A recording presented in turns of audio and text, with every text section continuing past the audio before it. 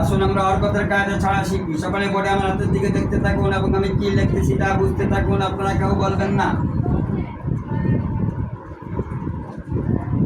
আপনারা বোর্ডের এই হরফগুলো চিনেন? প্রথম দিকে কি দিলাম?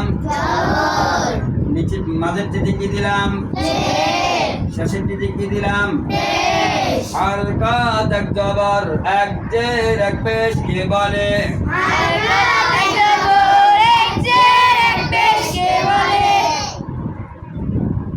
হরকতের উচ্চারণ তাড়াতাড়ি পড়তে হয়।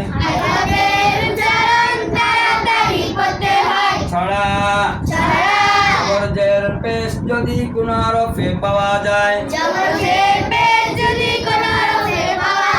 হরকত তাকে বলে উচ্চারণে তাড়াতাড়ি হয়। নুন জবর না, নুন জের নি, নুন পেশ নু,